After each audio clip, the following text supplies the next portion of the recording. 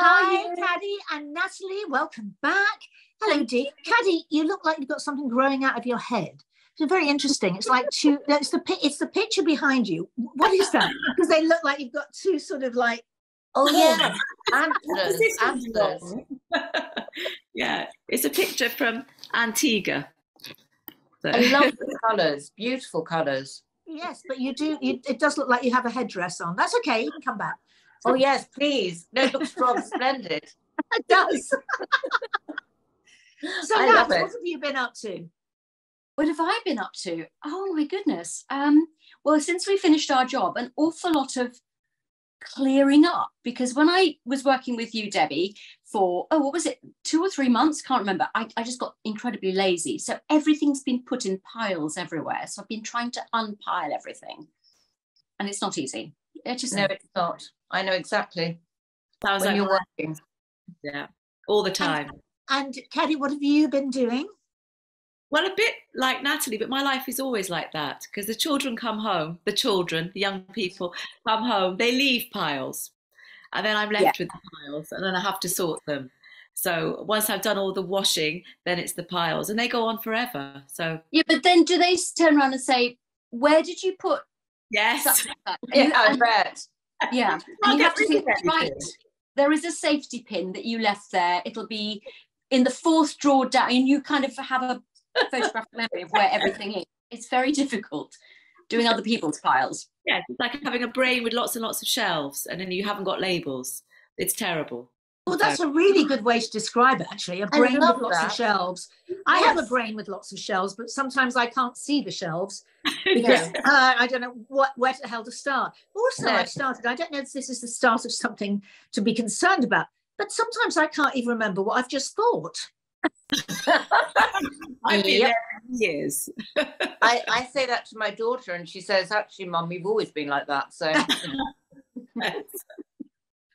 I go off at tangents. I remember what I'm saying, but sometimes I'll just come in with something randomly from somewhere. You probably noticed this, Debbie, but I'll be talking and then suddenly something else comes in, and then something.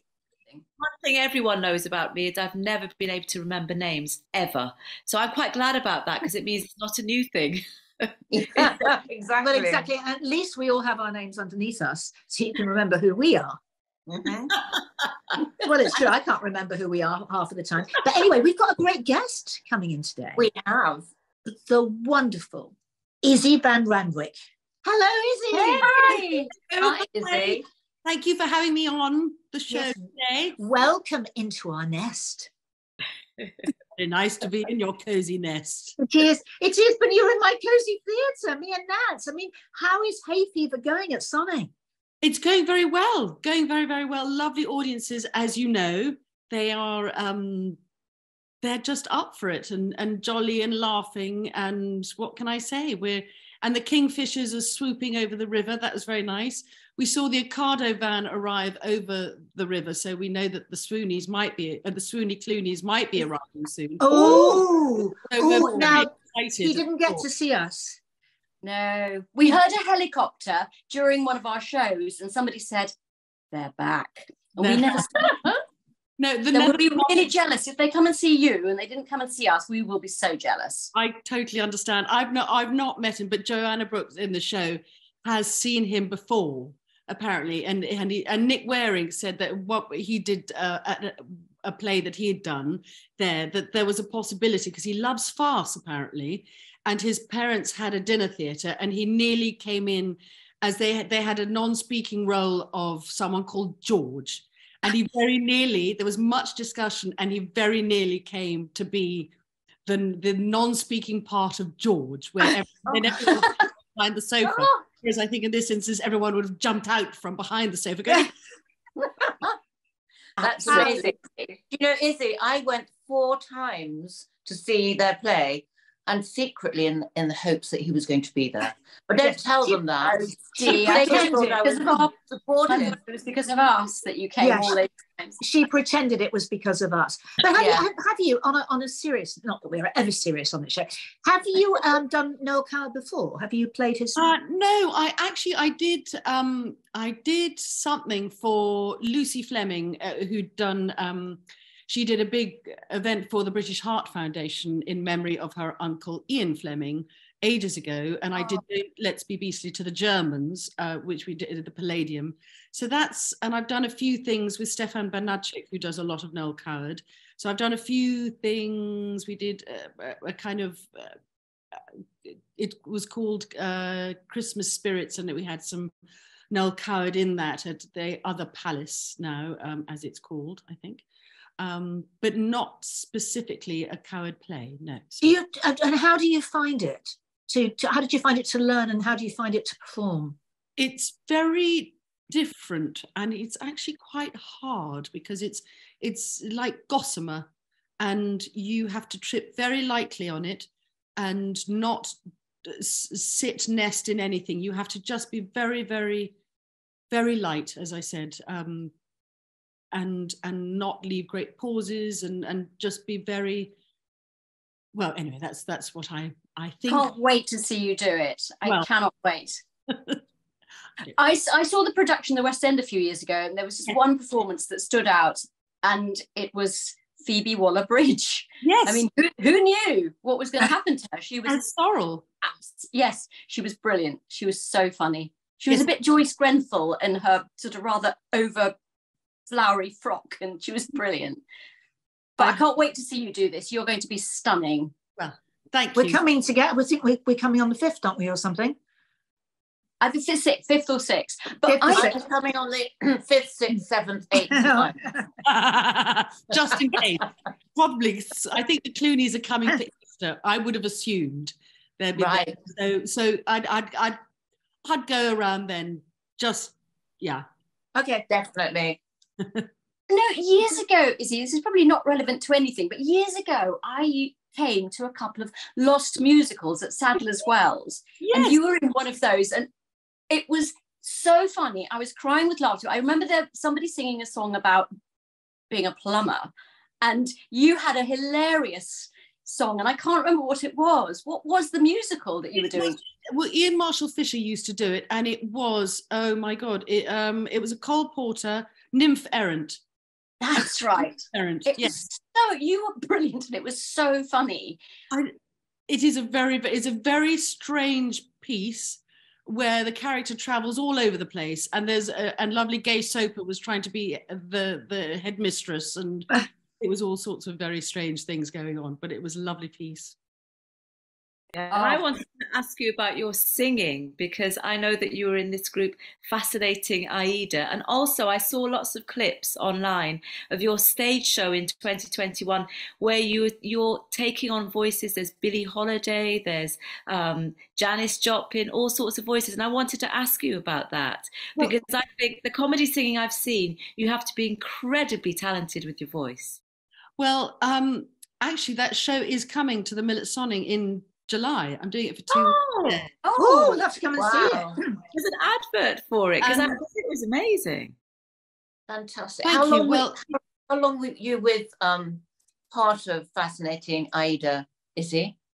I was with them for 1993 to 1999. I did. Right. Yeah. And then. So, yes. Sorry? So I may let you off then. Okay. Because I auditioned for them in the 80s. Okay. Yes, and didn't get it. And I was going to ask you why not, but obviously you don't know. I know absolutely nothing. No, it stopped in the late 80s, I think. And yes. A 5-year hiatus. And then it was a strange thing. I met Dilly through Victor Lowndes. I don't know if you know. Yes. Playboy. Yes. Was it Playboy or Mayfair? He was the Playboy guy. Playboy and just sort of go Victor Lowndes and then not say anything else. How were you friendly with Victor Lowndes? through his wife Marilyn, and Yes, through, the lovely who was Marilyn. who was a bunny? She was the bunny. She was the first British Playboy centerfold. Fabulous Marilyn, and through, because I was working with Larry Adler at the time, who you may or may not remember was I remember. Yes. And I was working with Larry and Victor were great friends. They were like the odd couple. If you ever saw Walter Matthau, Jack Lemmon, they were. Yes. Oh, They wow. played tennis every day, and Victor said to Dilly, "You got to meet this girl. She's got to be in your show." And that's how it came about. So he organized a meeting with Dilly and told her basically, "You got to start fascinating Aida again, and you got to have her in the show." Oh my God. About. Wow. I went to a wedding in Goa at Richard Johnson's. I think it was his 4th wedding. And Victor Lowndes was one of the guests. And we all got to stay there for a whole week. And then, so we just met everybody. And we were tearing around buying all these fake watches, fake handbags and bits and pieces but we'd bring them back and compare them to his real Rolex.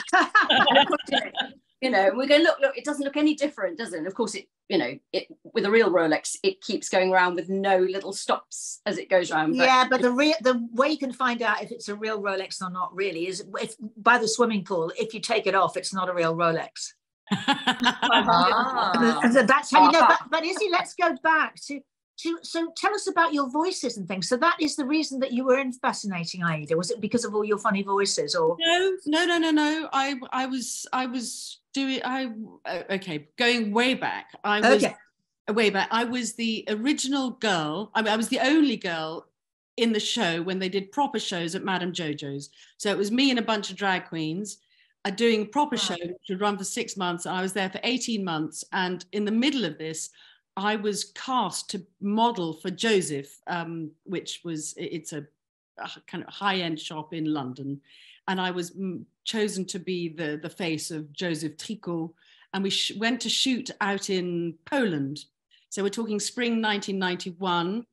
And Maureen Doherty, who'd been the right-hand woman of Issey Miyake, was the artistic director. And her best friend was Peter Adler. And Peter was meant to embody state, and I was meant to embody freedom.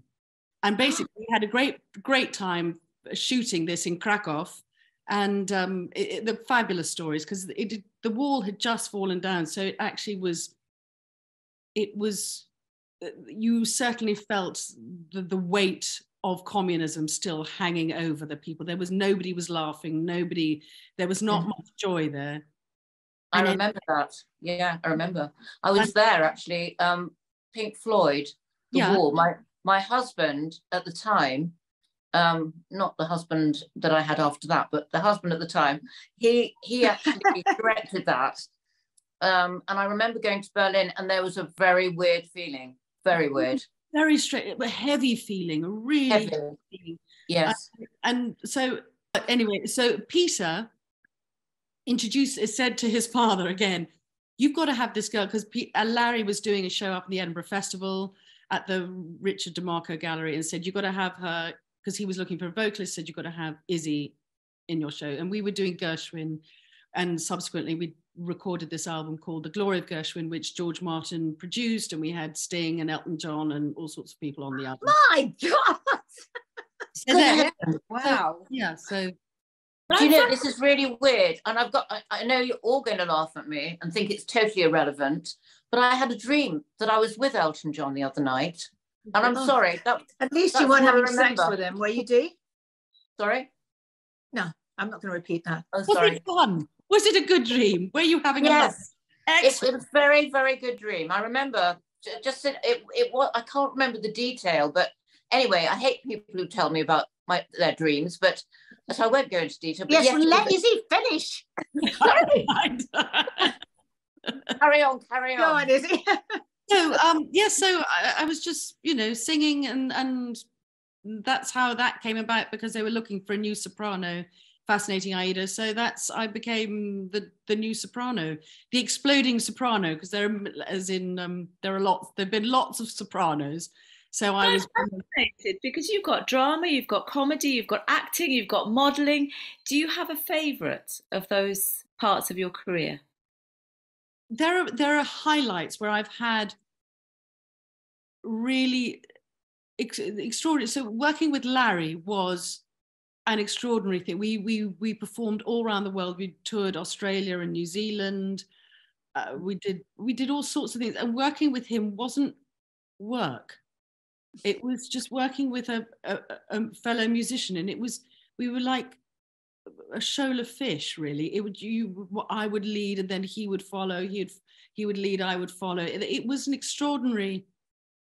It was really extraordinary moment of my life, and I'm not a model. I was chosen because I looked fairly Polish, and that's what Maureen. It's the cheeks, darling. Yeah, because I have them too. You see, exactly. Yes. So, but mine are Polish cheeks, though. Are you any? Yeah. Yeah. Fabulous. Yeah. I was just masquerading. As a Dutch woman, I sort of vaguely did, so they were looking for something other than, and they wanted real. Maureen was after real people. So, I mean, I don't mean that disrespectfully to any models, but we weren't models. We get it. But a Dutch woman born in Hong Kong, which is quite interesting. Yes. Yeah. No, my dad, again, more information that you need to know. He was, both my parents are Dutch, and after the war, he was fighting. After the war in Europe and the Pacific, he went to fight in the Dutch colonies of Indonesia, and he came back. He'd been there for 2 years fighting, and Holland had become socialist, and the dock workers looked at their watch, saw this troop ship hoving into view, and they went, "Oh, it's 5:15. We're going to go home." And this troop ship full of people who'd been away from home for 2 years overnight at the dock, and my dad thought, the sooner I get out of this country, the better. And so he did. He left Holland in 1947 and went to Japan, worked for a Dutch shipping company, was public citizen number 137, so foreigner into the country, working there. And then he worked in the Philippines, all over the Far East and Africa, and married my mum on home leave in Holland in the 50s. And so I just was dragged all over the world. And a wonderful time. I was very lucky. What a wonderful childhood. Issy, so tell me, we need to know everything about you now. Everything. How did you meet your husband? Come on. I met my husband through his best mate. We were doing Mole Flanders at the Lyric Hammersmith, and his best mate was someone called Edward Hall, who was a fledgling director at the time. And he then very kindly employed me in a revival of his father's production of Lysistrata, which we played in Richmond, and then took to Epidavros in Greece for 2-3 wonderful performances. And we then went, no, we must not get involved. And it was about 3 years later that we got together. So wow, wonderful. And how long ago was that? 1998. Oh, so it's a good long one. Good long time. Yes. Yes. I don't think. No, Natalie, how long have you been married for? 1,000 years. 35. Wow. 35. And you, Caddy, how long have you been married for? I think it's 27 and a half. Fantastic. Bloody hell. What's the longest you've done, Dee? The longest I've done is 17 years. Me too. Yeah. Very good, ladies. Well done. Thank you. I've only had 2 husbands. You've had 3, Dee. I've only had 2 Yes. So far. I only admit to 3 anyway. And Issy, what are the photographs behind you? They look very interesting. Photographs behind me. What that one. Can you see? That one is me that was at Madame Jojo's that Dan Stevens took for Tatler. Not very much. That's my husband, who was accepted to Hampshire County Cricket. Is the invitation to try out. So that's his letter, because actually he would have loved to have been a cricketer. That's what he really got an injury. He was captain of the under 20s Hampshire. And that's him playing football. And that's his papa and his mama at the opening of the National Theatre. Wow. With Olivier, because Grandpa Petey ran the National started the National Theatre. And that's Grandpa Petey with Cilla Black and David Warner. Oh, of a film. Cilla Black and David Warner. That's an interesting combination. If you can remember what the film was, I can't remember what the film is. I should know, but I don't. So, and that's other pictures of Ed and his family. Oh, how lovely! It's funny, isn't it? Because yesterday I was actually working with Jim Davidson, and I've known him for many, many years. And in his office, actually, there were all the old pictures, and I thought I've got to put mine up because I think the way, what's happened to me, and getting married, divorced, and all of this lot, and then the pictures come down, and then you don't really put them up again. I've only got pictures of the children and the grandchildren up. Yeah. But you should really have all the pictures of everything. I think of the whole, all of your pictures of the shows and everything. I used to always do that. I actually met Grandpa Petey. Yeah. Several times actually. Did you? I mean, I didn't do any big productions at the National. It was a platform I did. But my husband actually was the head of staff directors at the National, Frank Nealon. So of course, I remember him. Yeah, because I did a little night music there, and I remember he was there then. That's right. Gosh, wow. Well, small world, 6 degrees. It really is. It really is. That's where I first met Dee, when I was doing something there. But that was years before. It was in 1980. Oh God, 2 or 3. Yes, I think 83. Yeah, 83, and I was doing. And that's when Frank was directing us with what was it? Bill Bryden. Oh, fabulous! Cottesloe. Yes. Issy, you have been a great. Actually, would you like to come back and see us again? Oh yes, please. I'd love to. We'd love you to. Because we haven't even started all the No. So we love you. You've been a fabulous guest. So we will see you, Natalie, and probably Dee, and I'm sure Caddy will come along as well to see you. And I will wait to see you afterwards and give you a snuggle. Brilliant. If George Clooney is there, I won't talk to you. No, don't talk. No. Nobody's going to be talking to anyone. It's just going to be nice. Oh, exactly. Really looking forward to seeing you. Thank you so much, Issy. Take care. And you. Bye-bye. Enjoy. Bye. Bye. Bye-bye. Oh, how lovely and refreshing and wonderful. Gosh. She was How lovely. interesting.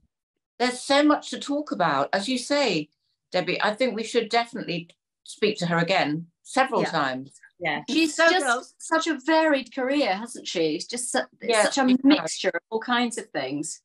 Anyway, I know. It's been a brilliant show. Thank you, Caddy. Caddy and I got the orange. Are you an orange as well, Caddy? Sort of browny orange. It's different kind of orange to yours, isn't it? Yes, I'm bright. Lovely. I'm bright and breezy. Of course. This was, my daughter gave me this for Mother's Day.